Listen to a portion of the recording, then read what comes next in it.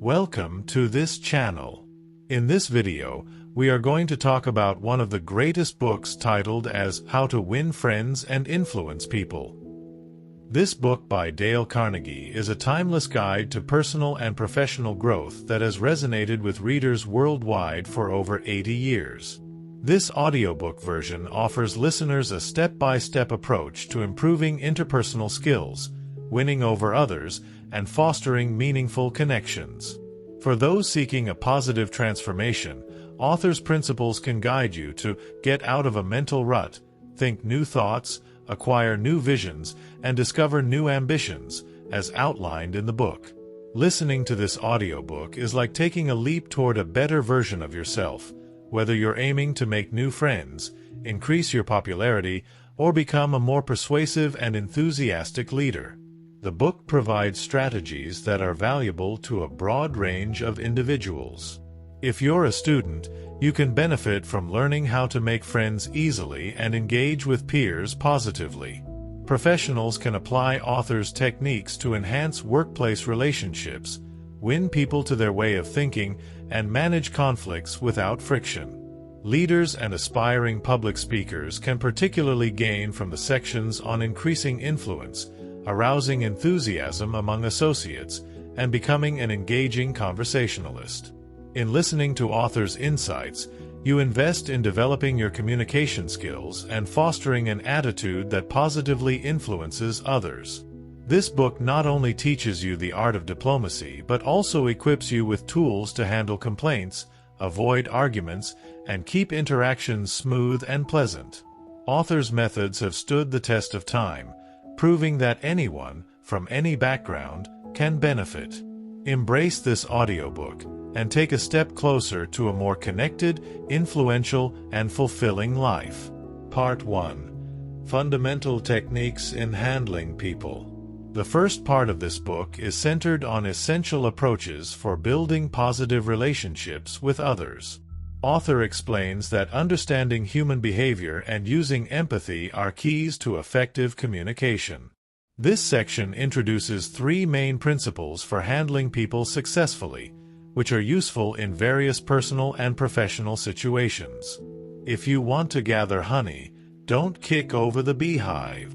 Author starts with an impactful story, illustrating that people do not respond well to criticism.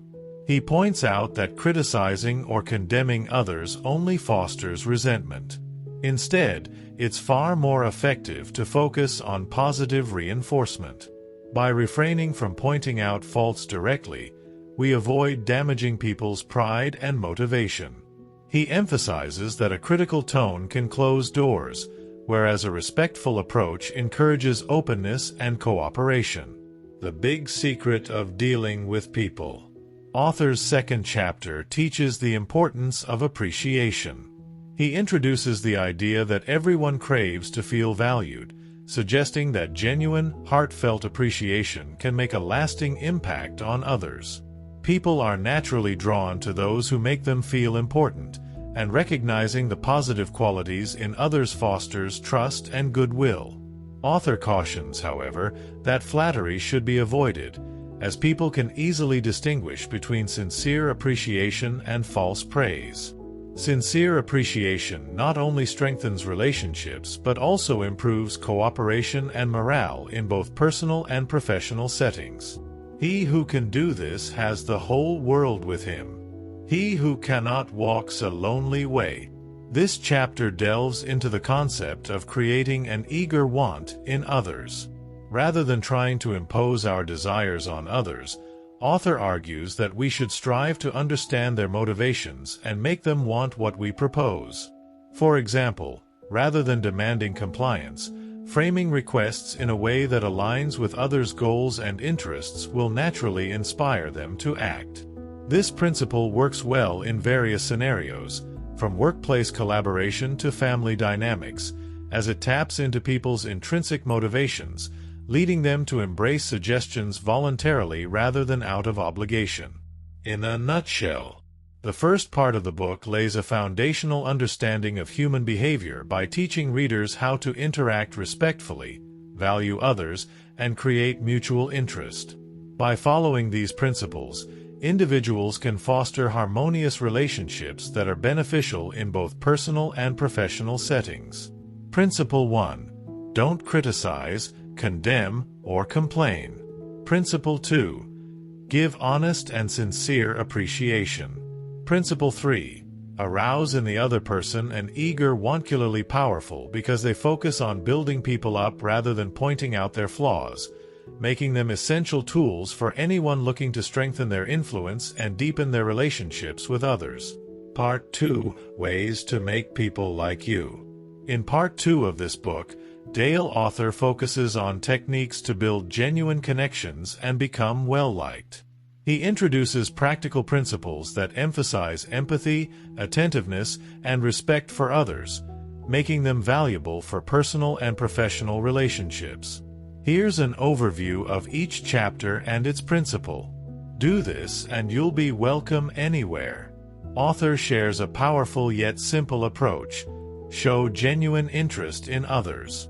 Instead of focusing on what we want to say or achieve, he suggests becoming sincerely curious about others' lives, ideas, and feelings. By making people feel valued and appreciated, we can build rapport naturally. For instance, he tells a story of how showing interest in someone's hobby led to a friendship that grew beyond mere acquaintance. This approach works well in any setting, at a party, at work, or in everyday interactions. A simple way to make a good first impression. A warm, sincere smile is one of the most effective ways to make a positive impression. Author illustrates how a simple smile can brighten someone's day and convey friendliness and goodwill without words. For example, he explains how smiling at people, even strangers, can create a welcoming atmosphere, making them feel appreciated and more open to engaging with you. A genuine smile shows you're approachable, which naturally attracts others. If you don't do this, you are headed for trouble. Remembering and using people's names is a fundamental yet often overlooked principle. Author emphasizes that a person's name is, to them, the sweetest sound in any language. He gives the example of Jim Farley, a man who built his political career by remembering thousands of names. Using someone's name during a conversation shows respect and attention, helping people feel recognized and important. An easy way to become a good conversationalist. Listening is the cornerstone of good conversation. Author advises us to let others do most of the talking and to listen actively to what they say. Instead of jumping in with our own stories, we should encourage others to share theirs. For instance, author explains how one can engage deeply in conversation by simply asking questions and showing enthusiasm.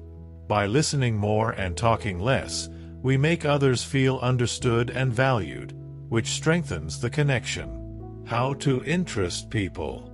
Talking in terms of the other person's interests is another way to engage them effectively. Instead of discussing topics that only interest us, it's better to steer the conversation towards subjects that the other person cares about. Author uses the example of a salesperson who adjusted his pitch based on what his customer valued most, leading to a successful sale. By aligning conversations with others' interests, we show empathy and respect, making interactions more engaging. How to make people like you instantly. Author explains the power of making others feel important in an honest way. By acknowledging others' achievements, showing appreciation, or recognizing their strengths, we can make a lasting positive impact. Author shares stories of people who turned around tense situations simply by acknowledging others' value and contributions. This principle reminds us that sincere appreciation goes a long way in building strong, friendly relationships. In a nutshell, the 6 principles author outlines in Part 2 encourage us to be genuinely attentive, positive, and considerate in our interactions. Principle 1. Become genuinely interested in other people. Principle 2. Smile. Principle 3. Remember that a person's name is, to that person, the sweetest sound in any language. Principle 4. Be a good listener. Encourage others to talk about themselves. Principle 5. Talk in terms of the other person's interests. Principle 6. Make the other person feel important, and do it sincerely. By applying these principles, we can cultivate meaningful connections and become more likable, paving the way for stronger, more harmonious relationships in all areas of life.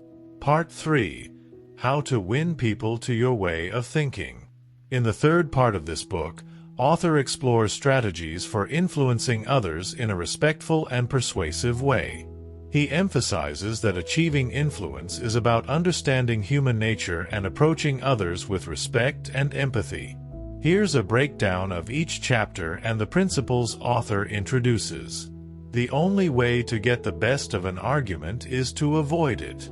Author argues that arguments rarely change people's minds. They typically only strengthen opposition. Instead of engaging in arguments, he suggests avoiding them altogether to maintain positive relationships. For instance, if a disagreement arises, author recommends keeping an open mind and avoiding any response that could escalate the situation. By focusing on mutual understanding rather than winning an argument, we are more likely to build lasting connections. Show respect for the other person's opinions. Never say, "You're wrong." People are naturally defensive when told they are wrong, so author advises avoiding this approach entirely. Rather than directly challenging someone's view, try to acknowledge it respectfully. For example, if a friend has an opinion you disagree with, consider phrasing your response in a way that validates their perspective before offering your own thoughts. This approach fosters open dialogue and respect, which can be much more effective than criticism. If you are wrong, admit it quickly and emphatically. Author emphasizes that admitting mistakes can build trust and even improve relationships. If you make an error, acknowledge it without hesitation. For example, in a work setting, if a project didn't go as planned due to an oversight on your part, openly admitting this can diffuse tension and show maturity. Owning up to mistakes creates an environment of honesty, which people appreciate. Begin in a friendly way. Starting any conversation or request on a positive note sets the tone for cooperation. Author explains that people are more receptive to friendly approaches than to confrontational ones. For instance, if you need a colleague's help, begin with a warm greeting and appreciation for their time. This builds goodwill and increases the chances they'll be open to helping. Get the other person saying, "Yes, yes," immediately. Author suggests that starting conversations with points of agreement puts people in a positive mindset. This tactic encourages agreement throughout the conversation, making it easier to build rapport. For example, if you're negotiating a project scope, begin by finding areas of consensus before discussing more contentious points. This technique makes people more likely to view you as an ally rather than an adversary. Let the other person do a great deal of the talking. Listening actively gives others a sense of importance and helps them feel valued. When discussing a matter, allow the other person to express their thoughts fully before sharing yours. For instance, in a team meeting, let others voice their ideas and respond thoughtfully. This shows respect for their input and opens the door to a collaborative outcome. Let the other person feel that the idea is his or hers. People are naturally more enthusiastic about ideas they believe they've come up with.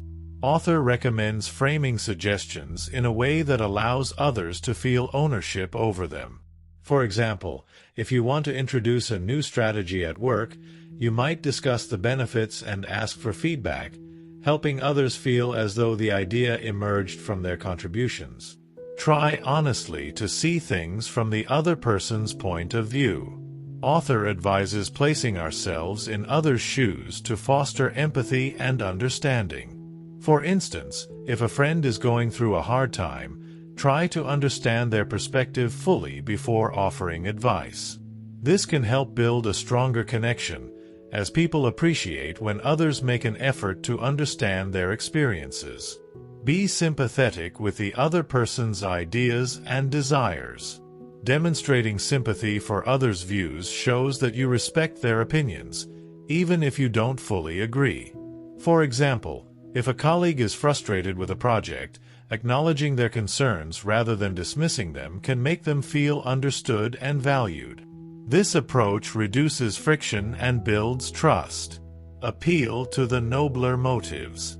Author argues that appealing to people's higher ideals, such as honesty, loyalty, or generosity, can be very persuasive.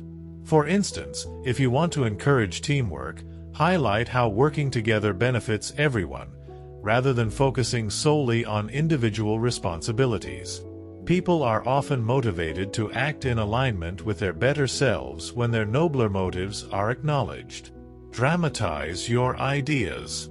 Making ideas memorable and engaging can help persuade others. Author suggests using storytelling, visual aids, or vivid examples to make points more compelling. For example, in a presentation, using real-world scenarios to illustrate a complex idea can make it more relatable and persuasive, leaving a stronger impact on the audience. Throw down a challenge. People often respond well to challenges, especially if it allows them to prove their capabilities. Author recommends inviting others to take on a challenge as a way to inspire action and enthusiasm. For instance, in a sales team, creating a friendly competition for who can close the most deals within a month can boost motivation and productivity. In a nutshell, the principles of Part 3 emphasize a respectful, empathetic approach to influencing others. Rather than relying on force or confrontation, author encourages understanding and cooperation. Principle 1. The only way to get the best of an argument is to avoid it. Principle 2. Show respect for the other person's opinions. Never say, "You're wrong." Principle 3. If you are wrong, admit it quickly and emphatically. Principle 4. Begin in a friendly way. Principle 5. Get the other person saying, "Yes, yes," immediately. Principle 6. Let the other person do a great deal of the talking. Principle 7. Let the other person feel that the idea is his or hers. Principle 8. Try honestly to see things from the other person's point of view. Principle 9. Be sympathetic with the other person's ideas and desires. Principle 10. Appeal to the nobler motives. Principle 11. Dramatize your ideas. Principle 12. Throw down a challenge. By practicing these principles, we can foster meaningful connections, gain others' trust, and positively influence those around us. Part 4. Be a leader. How to change people without giving offense or arousing resentment. The fourth part of this book focuses on guiding people in a way that is constructive, respectful, and considerate of their feelings. Dale author presents leadership techniques that encourage people to change by appealing to their positive traits, rather than through criticism or force. These principles are especially useful for anyone in a leadership or mentoring role, helping them inspire others to improve without creating hostility. Below is a summary of the principles author outlines in Part 4. If you must find fault, this is the way to begin. When addressing a mistake, author suggests beginning with sincere praise before offering constructive criticism. This technique, which he calls the sandwich approach, softens the impact of criticism and makes people more receptive. For example, if an employee submits a report with errors, start by recognizing the effort and positive aspects of the work before addressing the specific areas needing improvement. This helps avoid defensiveness and ensures the feedback is viewed as supportive rather than discouraging. How to criticize and not be hated for it. Author advises against directly pointing out faults. Instead, frame criticism in the form of a question or a gentle suggestion. For example, rather than saying, "You missed an important detail," try asking, "Do you think adding this detail would make it even clearer?" This approach preserves the person's dignity and makes them feel encouraged rather than criticized. Talk about your own mistakes before criticizing the other person. Admitting your own mistakes first sets a humble tone and encourages others to accept constructive feedback openly. Author shares that by acknowledging our own imperfections, we show empathy and make it easier for others to reflect on their actions.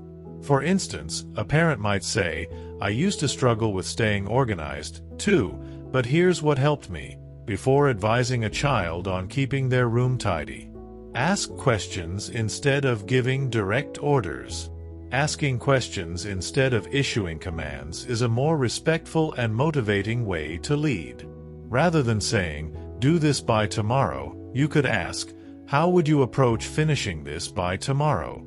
This invites collaboration and gives the other person a sense of control, increasing their willingness to follow through with the task. Let the other person save face. Author stresses the importance of allowing others to maintain their dignity, even when they make mistakes. Publicly correcting someone or emphasizing their error can be embarrassing and demoralizing. For instance, if a colleague misses a deadline, address the issue privately and offer support to help them catch up, rather than drawing attention to the error in front of the team. Praise the slightest improvement and praise every improvement.